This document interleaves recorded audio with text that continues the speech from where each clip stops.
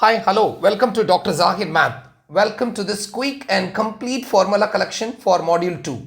If you are preparing for your exams, this video will help you revise all the key formulas in just a few minutes. Okay, so pause and take notes whenever needed. If this helps, don't forget to like and share and comment. Okay, let's start Calculus 3 MA201. Okay, Module 2 formulas. Let's start module 2 formulas. Okay, right. The first formula which we are going to study is distance formula. Distance formula in 3 dimension, which is given by square root of x2 minus x1 the whole square plus y2 minus y1 the whole square plus z2 minus z1 the whole square. Okay, right. So let me remove the square root and put it in proper way. Right. This is the first formula. The second one, equation of the sphere. So what is the equation of sphere? Equation of the sphere formula is given by x minus h the whole square plus y minus k the whole square plus z minus l the whole square equals r square. Z minus l the whole square equals r square. This is h comma k comma l is the center. Okay, right. And radius is r units. This is the equation of the sphere. Let's go to the next formula. The next formula we are going to talk about vectors. Okay, right. Vectors normally we represented like this. Any vector, a vector is a1 I vector plus a2 j vector plus a3 k vector. We are going to represent a1, a2, a3 with commas. So this is called vector brackets. Okay, right. Now what are the formulas we are going to learn in this? The first formula is unit vector. Unit vector is given by the formula a vector divided by absolute value of a vector. How we are going to calculate absolute value, which is square root of a1 square plus a2 square plus a3 square. For example, suppose your a vector is 4i vector minus 2j vector plus 3k vector. What's your absolute value of a vector? Which is square root of 4 square plus minus 2 square plus 3 square. Okay, right. So let's go to the next one, the vector operations. Okay, right. First one is dot product. Dot product is given by the formula a vector dot b vector. Next is cross product. So cross product is given by the formula a vector cross b vector. Right. A vector cross b vector, you have to open the determinant, which is I, j, k, and here will be your a components and the next will be your b components. Keep in your mind. Right. Based on these two formulas, we'll get some more information. Right. What is that information? The information is regarding if two vectors are orthogonal. If two vectors are orthogonal, another word for orthogonal is perpendicular. If two vectors are orthogonal, then it is given by the formula a vector dot b vector. You have to calculate. If you get the answer 0, then it is perpendicular, or you can say orthogonal. The next one, right, regarding parallel. If two vectors, you want to say it is parallel, okay, right. So you are going to find a vector cross b vector. If your a vector cross b vector gives 0 as the answer, then we can say the given vectors are parallel. There are two conditions for parallel, but this is the one condition you just study. Another one is taking common factors, okay, not necessary. The next one is number 8. We are going to study the next formula, directional cosines. Directional cosines are given by the formula 3 things. What are they? Cos alpha, cos beta and cos gamma. Okay. Cos alpha is given by the formula a1 divided by absolute value of a. Cos beta a2 divided by absolute value of a. Cos gamma a3 divided by absolute value of a. This is directional cosines. Next we go for directional angles. Next we go for what? Directional angles. So directional angles means from this cosine alpha, beta, gamma, we are going to calculate alpha, beta, gamma. So alpha is equal to, take this cosine that side, cosine inverse A1 divided by absolute value of A. Okay, right. And beta equals cosine inverse A2 divided by absolute value of A2. Right. Next, gamma is equal to cosine inverse A3 divided by absolute value of A3. So this is directional angles. The next formula you're going to study is number 10, right? Scalar projection. Next is what? Scalar projection of B onto A, B vector onto A vector. This is also vector, this is also vector, which is given by the formula A vector dot B vector divided by absolute value of A. You know how to calculate A dot B, how to calculate absolute value of A. The next formula is formula number 11, vector projection of B vector onto A vector, which is given by the formula vector projection, which is given by the formula. So let's start, which is given by the formula A vector dot B vector divided by absolute value of A vector, right, times A vector times, okay, absolute value of A vector times A vector, absolute of A square, sorry, A vector dot B vector divided by absolute value of A vector, the whole square, and times A vector, right. So the next we are going to calculate area of the parallelogram. The next is what? Area of the parallelogram. Parallelogram or parallelogram, you can say, right? Area of the parallelogram, right? So what is area of the parallelogram? Which is given by the formula area of the parallelogram. P-A-R-A-L-L-E-L-O, parallelogram, okay? Which is equal to absolute value of A vector cross B vector. Absolute value of what? A vector cross B vector. This is the area of parallelogram.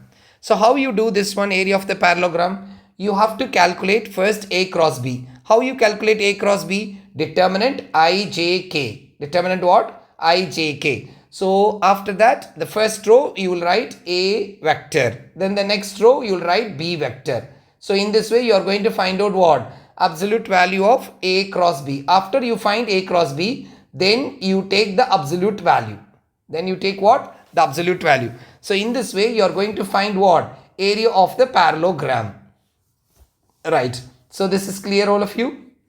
Right. The next one is volume of the parallelepiped or parallelepiped. So next is volume of the parallelepiped. The spelling is P-A-R-A-L-L-E-L-E-P-I-P-E-D, right, which is equal to absolute value of A vector dot B cross C vector. But this one, you don't need to remember the formula A vector dot B cross C. Whenever they are asking parallelepiped for three vectors, what you can do, you can just open the determinant, write the first vector A1, A2, A3, and the next vector B1, B2, B3, and the last vector C1, C2, C3. You just evaluate a third order determinant, automatically you will get the answer. Okay, right. You know how to evaluate the third order determinant. So this is the volume of the parallelepiped. So the next one, if the volume of the parallelepiped, becomes 0, then what about the nature of the vectors? All the three vectors, okay, all the three vectors must lie on the same plane. All the three vectors must lie on the same plane. So when it lies on the same plane, so the word given by the mathematics people is coplanar. What is the word given? Coplanar is the word given. So if the question comes, show that the following three vectors are coplanar. So what we need to do? You need to find a third order determinant. It means the volume of the parallelepiped you need to find. If it is equal to 0, then automatically we can say that the three vectors are coplanar.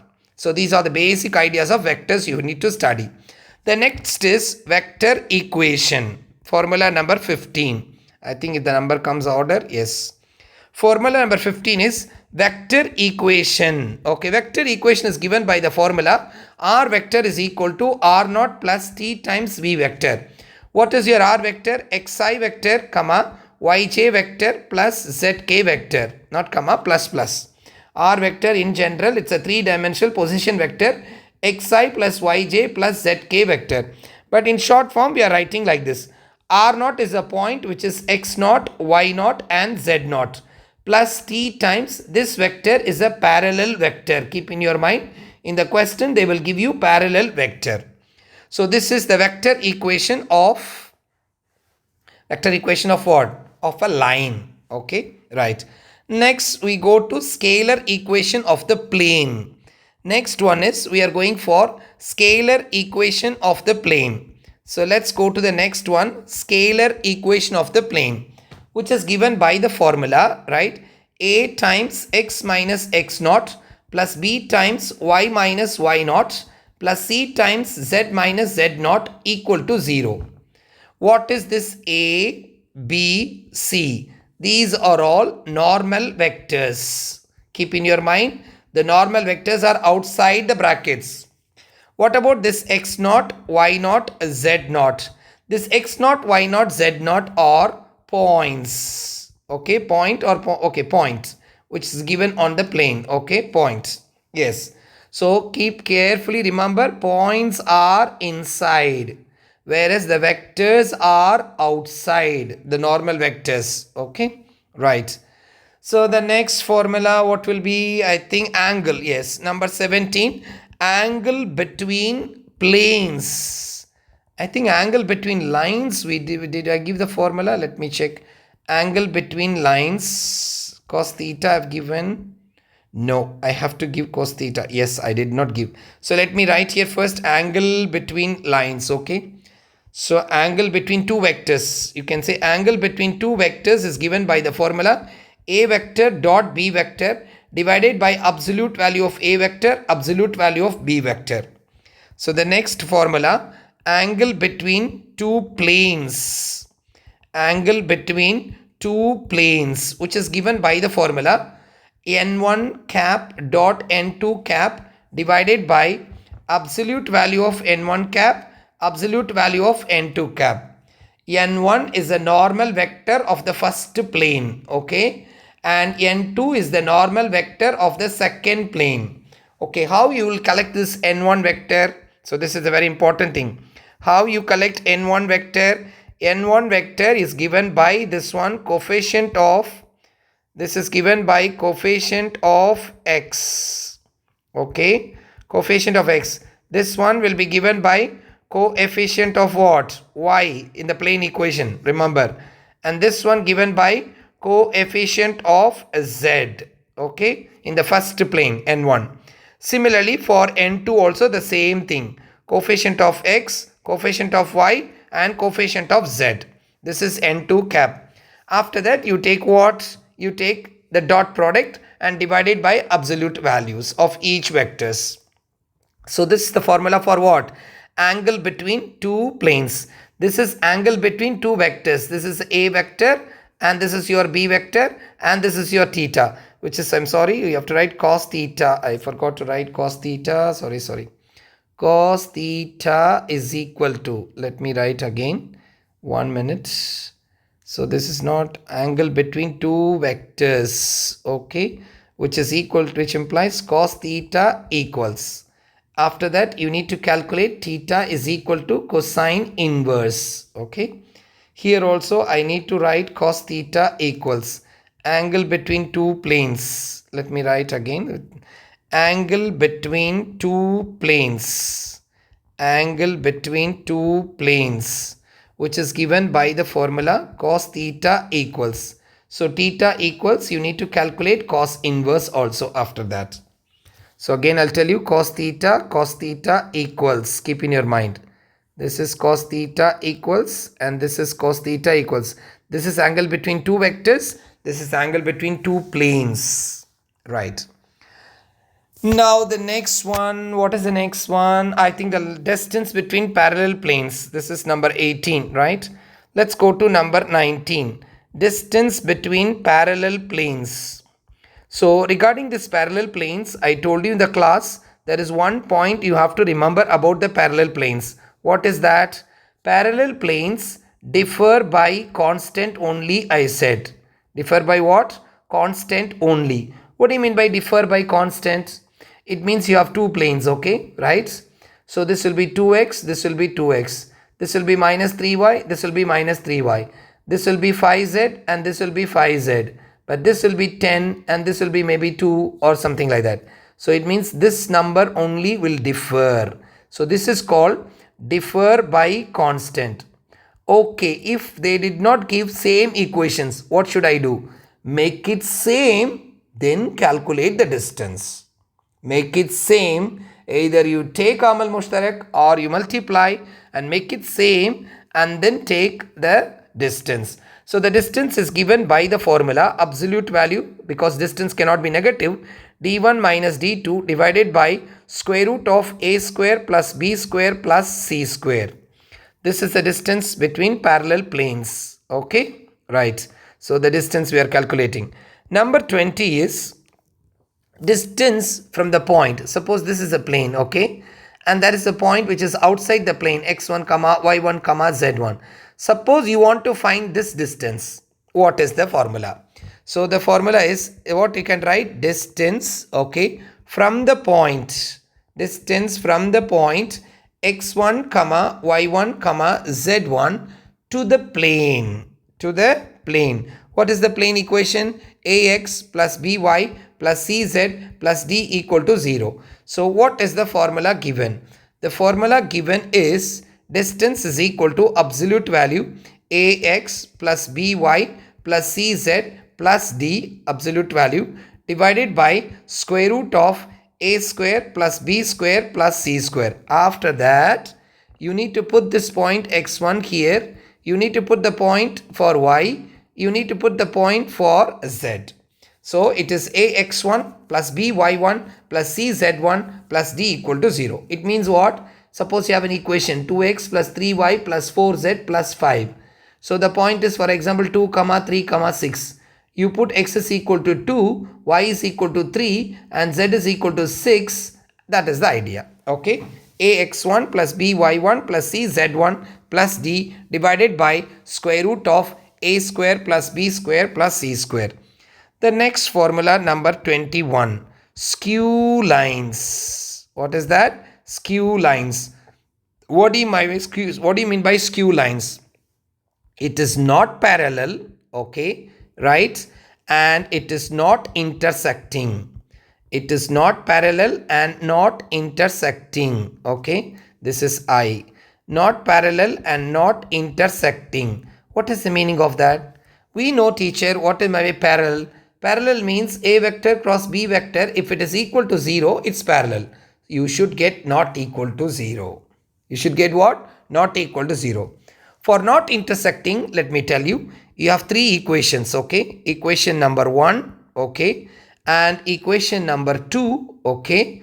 And then equation number 3. So there are three equations. There are three equations in T and S. In T and S. In T and S. Take any two equations. Take any two equations. Solve using the calculator. Mode 5 and then 1. Solve any two equations and solve this. And you get the value of T equals S equals.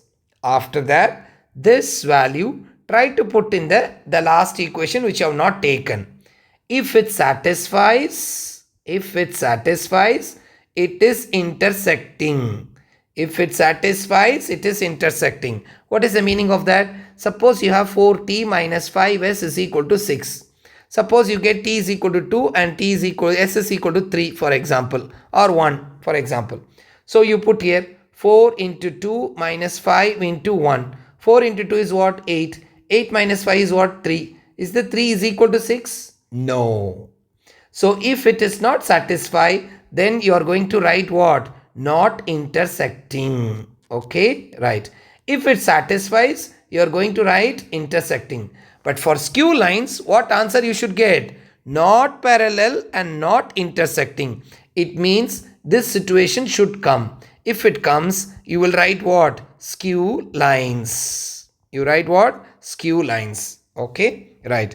So keep all these things in your mind. Okay, what are the things we said? Unit vector, dot product, cross product, orthogonal, parallel, directional cosines, directional angle, and then scalar projection, vector projection, area of parallelogram, and volume of parallelly piped, and coplanar, vector equation, scalar equation, angle between vectors, angle between planes, distance between parallel planes, and distance from a point outside to the plane, and then skew lines. All these formulas you need to remember for the module 2. Okay, right.